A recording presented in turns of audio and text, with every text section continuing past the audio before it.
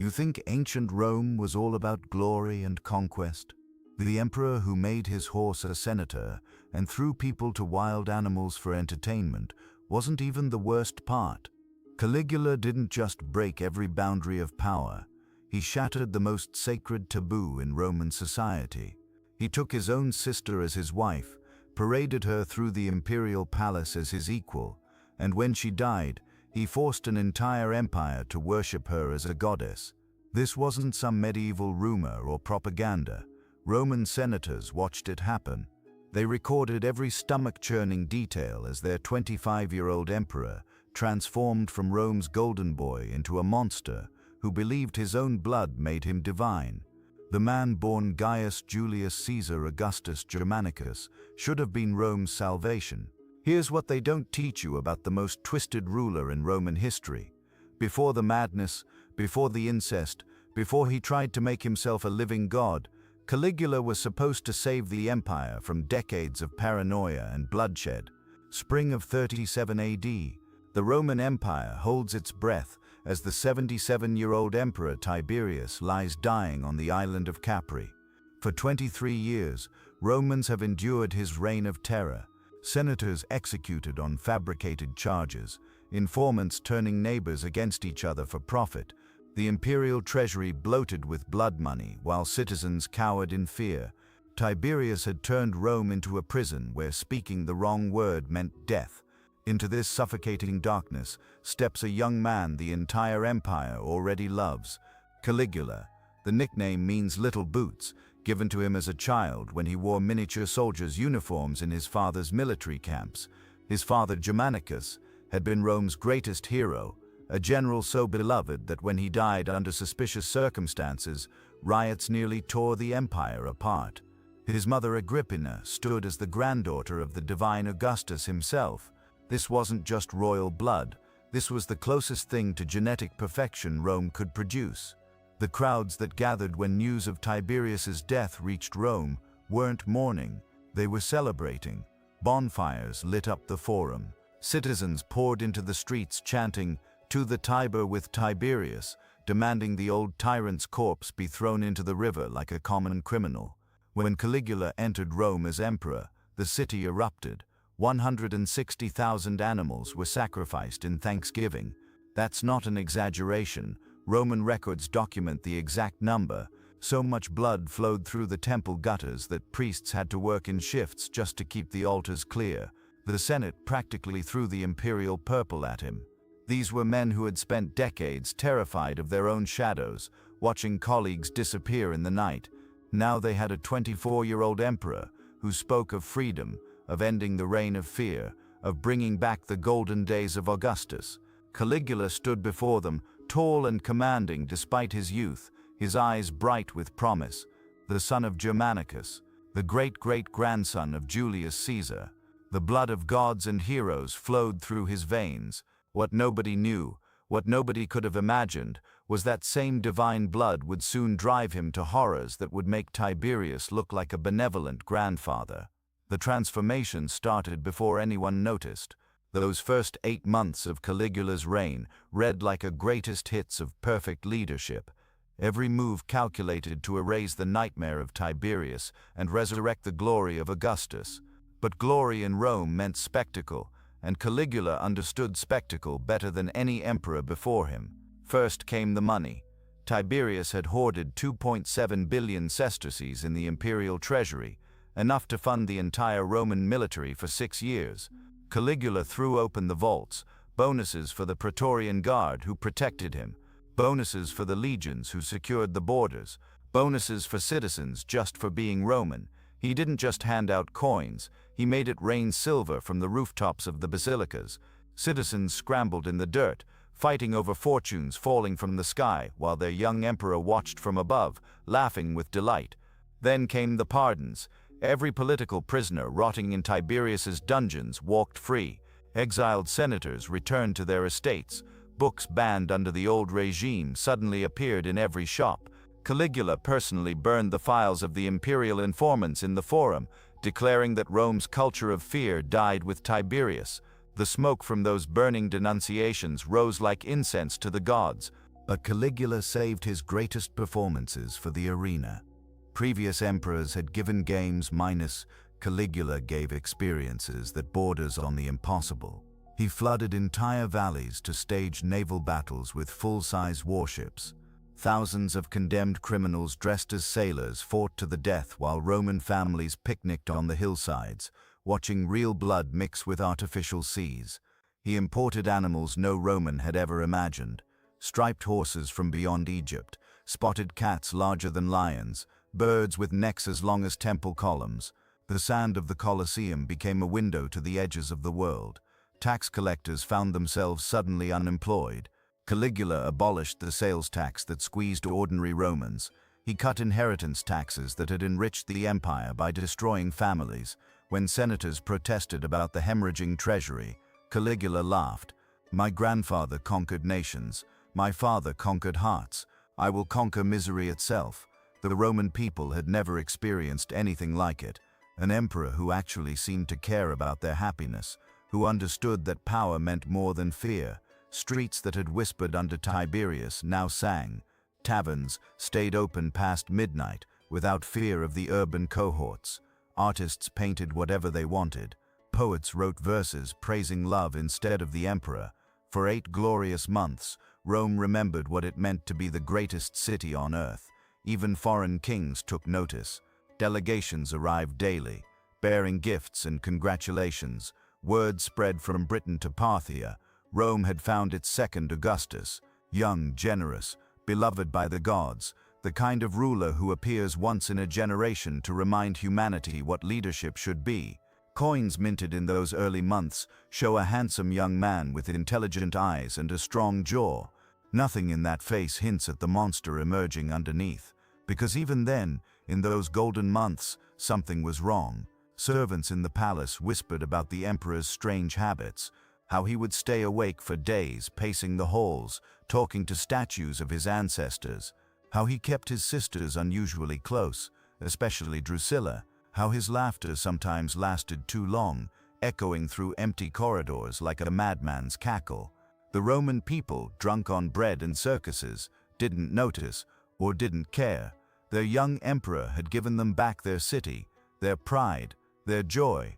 They had no idea the price they would pay for those 8 months of paradise. No idea that the same man who freed them from one tyrant's fear was about to plunge them into a madness beyond their worst nightmares. The emperor who made it rain silver would soon make it rain blood.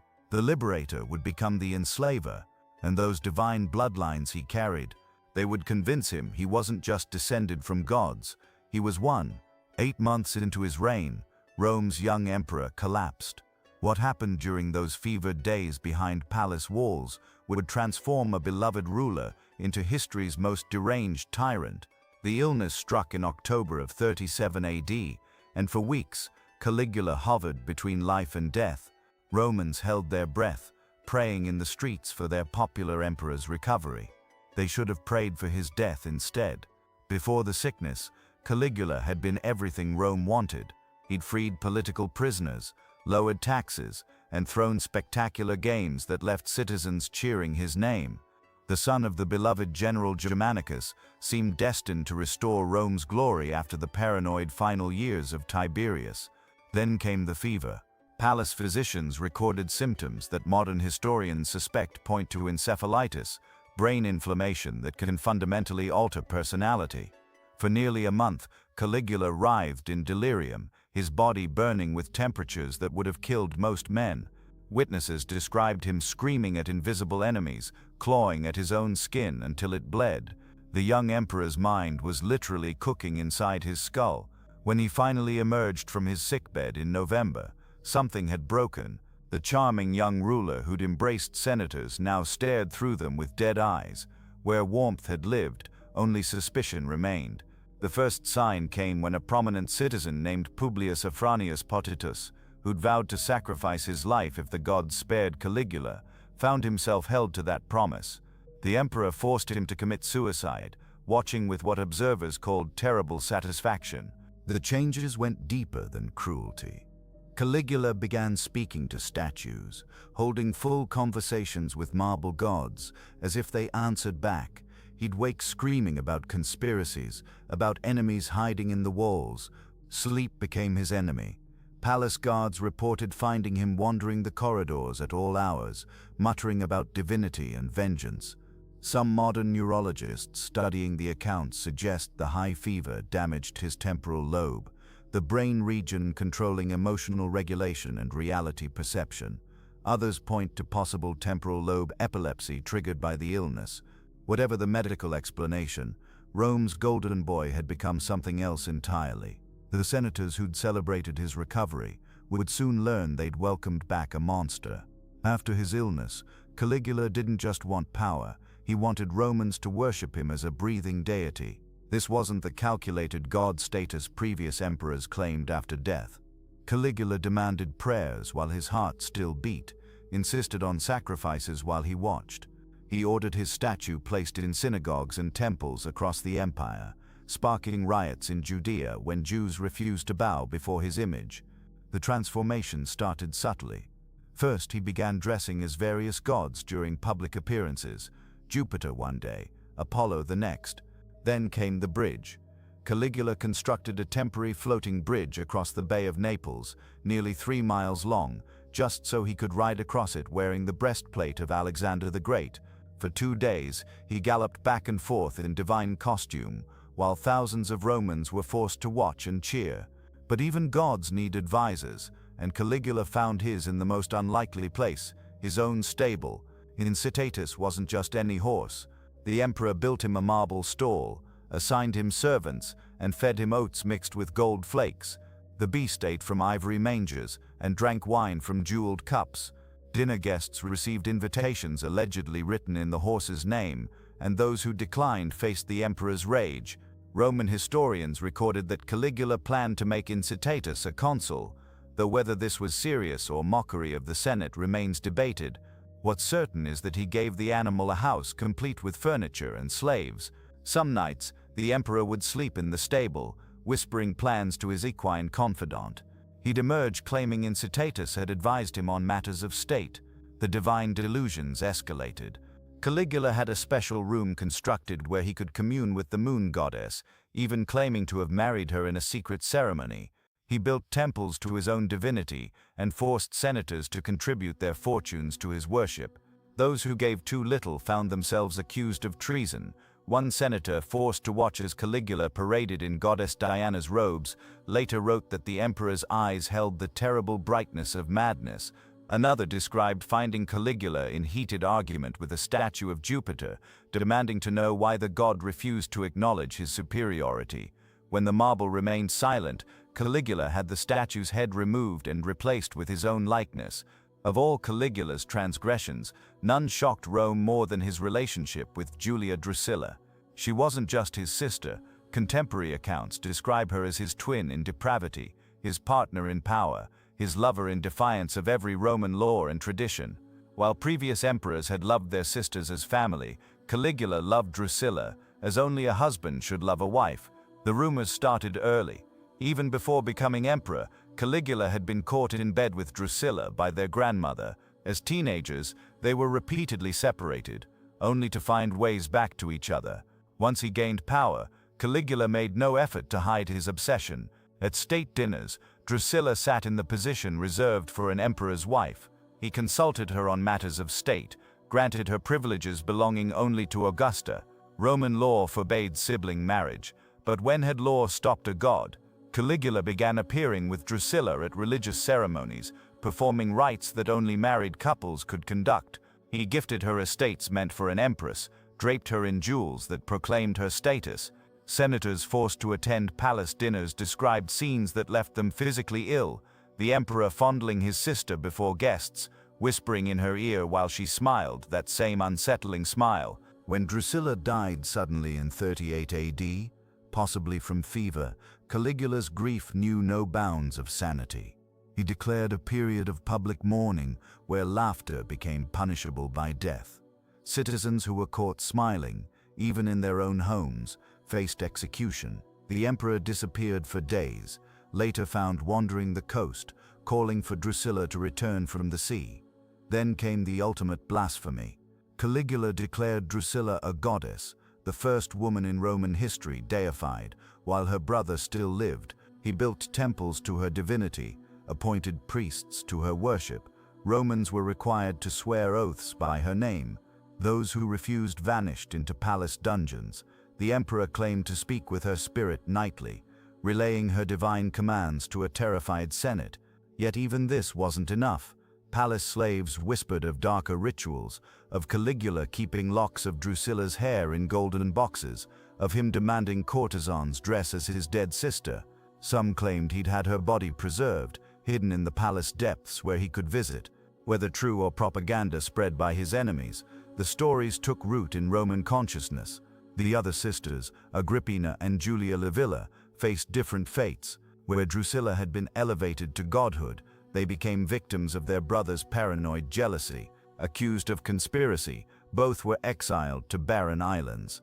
Caligula auctioned their possessions, including their slaves and clothing, forcing senators to bid astronomical sums.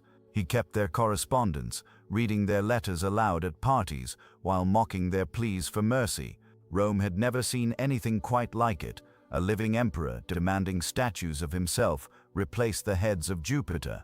Caligula wasn't satisfied with absolute power. He wanted divine worship while his heart still beat. The transformation started subtly. First came the golden statues in temples across the empire. Then orders for priests to include his name in sacred rituals. Palace visitors found themselves forced to prostrate before him like Eastern subjects before their god-kings. This wasn't Roman tradition. This was something far more dangerous. Ancient sources paint a disturbing picture. Suetonius describes Caligula conversing with the moon goddess as an equal. Cassius Dio recounts how the emperor built a bridge between his palace and the temple of Jupiter, claiming he needed easy access to chat with his fellow deity. These weren't the actions of a mere tyrant. Tyrants wanted fear. Caligula demanded something Rome had never given any living man: genuine religious devotion. The most chilling evidence comes from surviving coins. Traditional Roman currency showed emperors in profile, dignified but human. Caligula's later coins, they depicted him with the radiant crown of the sun god. The inscription read, "Devise, divine, not after death," as Romans traditionally honored their emperors. Right now, while he walked among mortals, his divine delusions reached absurd heights. Palace records describe elaborate costumes, Caligula dressed as Neptune, complete with trident, commanding the waves, as Mercury, wearing winged sandals, decreeing new laws. Most disturbing was his Jupiter costume, where he'd sit on a golden throne, hurling fake lightning bolts at terrified courtiers who had to pretend the emperor controlled the weather. The Jewish delegation from Alexandria witnessed peak madness. When they refused to place his statue in their temple, Caligula flew into divine rage.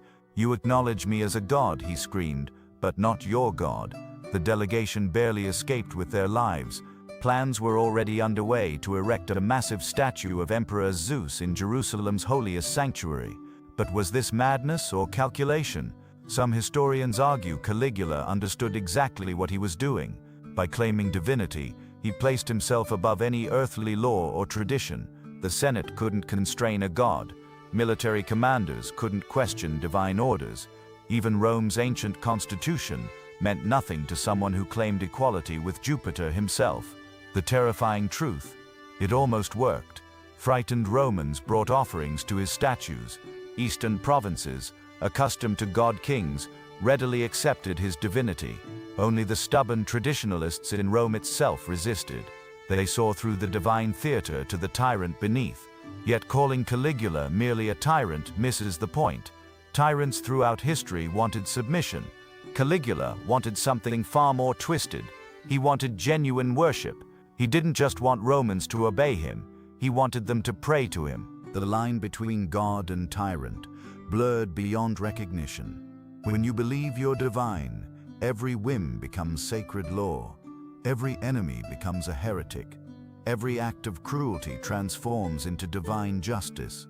Caligula hadn't just crowned himself emperor. He'd crowned himself the god of Rome. January 24th, 41 AD, started like any other day of games at the Palatine. Caligula sat in his imperial box, watching dancers perform. He had no idea that dozens of men throughout the crowd had already made their choice. The god emperor would bleed like any mortal. The conspiracy hadn't formed overnight. Cassius Chaerea, a senior Praetorian officer, nursed a personal vendetta. Caligula mocked his high-pitched voice daily, forcing him to use embarrassing passwords like Venus and Priapus. But mockery was the least of it. The emperor had pushed the entire guard to breaking point, with impossible demands and random executions. Senators joined for different reasons. Caligula had seized their estates, slept with their wives, and forced them to grovel like slaves. The final insult: he'd promised to make his horse Incitatus a consul, placing an animal above Rome's most dignified citizens. The message was clear. Senators meant less to him than his favorite stallion. The plotters faced an impossible challenge. Caligula traveled with German bodyguards, massive warriors who'd die before letting anyone touch their employer. The emperor trusted these foreign giants more than any Roman. He slept at irregular hours, ate at random times, and changed his schedule without warning. Paranoia had kept him alive this long. But the conspirators found their opening. During the Palatine Games, Caligula would need to walk through underground tunnels between events. The narrow passages would neutralize his bodyguards' numerical advantage. More importantly, tradition demanded the Germans remain in the theater during intermissions. For a few precious minutes, Rome's god would walk among mortals unprotected. Chaerea struck first. As Caligula entered the tunnel, the officer asked for the day's password. When the emperor turned to answer, Chaerea's sword caught him in the neck. Not a killing blow, but enough to drop the shocked ruler to his knees. What followed was butchery. Conspirators emerged from alcoves and shadows, stabbing frantically. Some accounts claim 30 wounds, others mention over 50. The plotters weren't just killing an emperor, they were destroying a god, and gods don't die easily. Caligula's last words remain disputed. Suetonius claims he cried, "I am still alive," even as blood pooled beneath him. Dio insists he died cursing Jupiter for abandoning a fellow deity. What we know for certain is that the god emperor discovered mortality in a dark tunnel, surrounded by men who'd finally had enough. The German guards arrived too late. They found their master's mutilated corpse and went berserk, killing several conspirators and innocent bystanders in blind revenge. But the damage was done. Rome's divine emperor lay dead in a pool of his own very mortal blood. The assassination succeeded where dozens of plots had failed, not through military might or political maneuvering, but through desperate men pushed beyond endurance. They'd proven the ultimate truth. Gods don't need passwords, and they certainly don't bleed. The Praetorian Guard had killed a god. Now they needed a new emperor before the empire tore itself apart. Chaos erupted the moment news spread. Senators scrambled to the forum, some weeping with relief, others terrified of what came next. For the first time in living memory, Rome had no clear successor.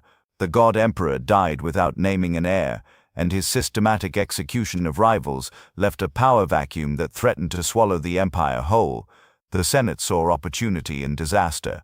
Elderly members remembered stories of the Republic before the Caesars turned Rome into their personal property. In hushed chambers, radical proposals flew.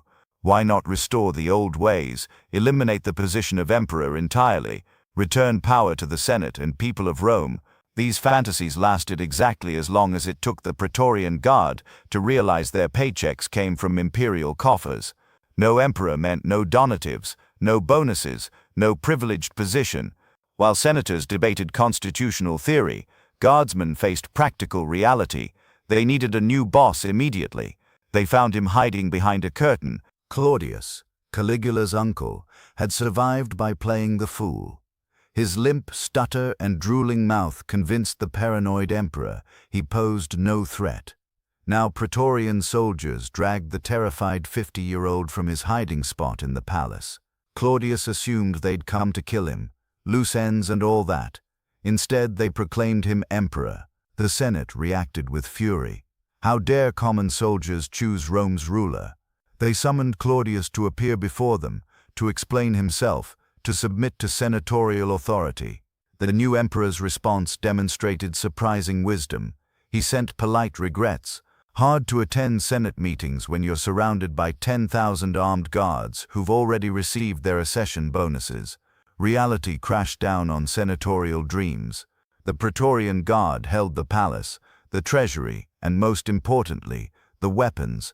Senators held strongly worded speeches and constitutional precedents. By sunset, even the most ardent Republicans accepted the inevitable. The Guard had spoken. Claudius would rule. The transition exposed an uncomfortable truth about imperial power. Despite all of Caligula's divine pretensions, despite the Senate's ancient dignity, real authority rested with whoever commanded the Praetorian Guard. They'd made Claudius emperor, not through law or tradition, but through naked force. This precedent would poison Rome for centuries. Future emperors learned the lesson: keep the Guard happy, or join Caligula in the afterlife. The soldiers who protected emperors had discovered they could also unmake them, and remake them, for the right price. Claudius surprised everyone by becoming a competent ruler. The stammering fool turned out to be a sharp intellect who'd used his disabilities as camouflage, but his accession forever changed Rome's power dynamics. The Senate's attempt, the Roman historians who wrote about Caligula, had every reason to make him sound like a monster. Suetonius penned his accounts 80 years after the emperor's death, gathering palace gossip and senatorial hatred into a portrait so shocking it reads more like horror fiction than history. Cassius Dio wrote even later, in the 3rd century, when Caligula had already transformed from man to myth. These writers served new dynasties with vested interests in painting the Julio-Claudians as degenerate madmen who deserved their fates. Take the horse consul story everyone loves to repeat. Caligula supposedly planned to make his beloved stallion Incitatus a consul, the highest elected office in Rome. The tale gets wilder with each telling: golden stalls, purple blankets, a house with servants. But dig deeper and you find something else entirely. No contemporary source mentions this actually happening. The earliest accounts suggest Caligula might have joked about it, a cruel jab at senators he considered less useful than his horse. Dark humor from a tyrant becomes historical fact through repetition. The incest allegations follow the same pattern. Roman emperors routinely faced accusations of sexual deviance from their enemies. It was political ammunition as common as bribery charges today. Caligula's deep grief over his sister Drusilla's death became fodder for salacious rumors. He did grant her unprecedented honors. Yes, he mourned publicly and excessively by Roman standards, but transforming genuine if inappropriate grief into marriage and sexual predation, that's the work of hostile sources writing decades after everyone involved was dead. Consider what we actually know from contemporary evidence: coins, inscriptions, building projects. Caligula completed massive public works started by Tiberius. He improved harbors, finished aqueducts, began new temples. The supposedly mad emperor who wanted to be worshipped as a god followed standard procedures for imperial construction projects. His coinage shows typical imperial imagery, not the ravings of a lunatic proclaiming divinity. Even the divine worship claims need context. Eastern provinces had honored rulers as gods for centuries. It was diplomatic courtesy, not genuine belief. Caligula's mistake wasn't claiming divinity, but demanding the same treatment in Rome itself, where such honors traditionally came after death. Tone deaf? Absolutely. Unprecedented madness? Hardly. Later emperors would make similar demands without earning reputations as insane tyrants. This doesn't mean Caligula was secretly benevolent.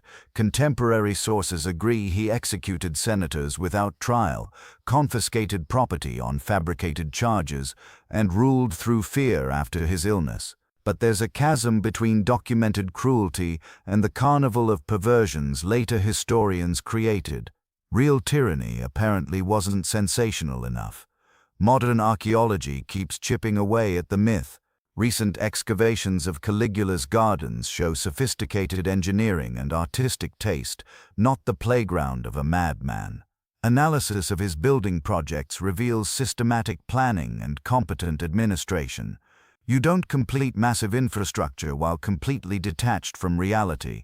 The physical evidence points to a cruel but functional autocrat, not the drooling lunatic of popular imagination. What Caligula truly represented terrified Rome more than any individual atrocity. After decades of Augustus's careful fiction that he'd restored the Republic, after Tiberius at least pretending senatorial authority mattered, here came an emperor who stripped away all pretense. He didn't respect the traditional boundaries between ruler and ruled. He treated the empire as his personal possession, senators as servants, tradition as optional. That raw exercise of power, more than any specific excess, earned him eternal damnation in histories written by the senatorial class he'd humiliated. The distortions matter because they obscure a crucial transition in Roman imperial history. Later emperors learned from Caligula's mistakes, not his supposed madness, but his political miscalculations. They maintained the fiction of senatorial dignity while exercising absolute power. They waited until death for divine honors in Rome while accepting worship elsewhere. They killed quietly instead of publicly humiliating their victims. Caligula's true crime wasn't insanity, but honesty about the nature of imperial power. 2,000 years later, his name remains synonymous with mad tyranny, proof that in the battle between history and legend, sensation wins every time. The mundane reality, a young, inexperienced ruler drunk on power who pushed too hard too fast, can't compete with tales of incest and insanity. We prefer our tyrants larger than life, their evil pure and untainted by ordinary human motivations like fear, inexperience, or simple poor judgment. The myth serves our need for clear moral boundaries better than the messy historical truth ever could.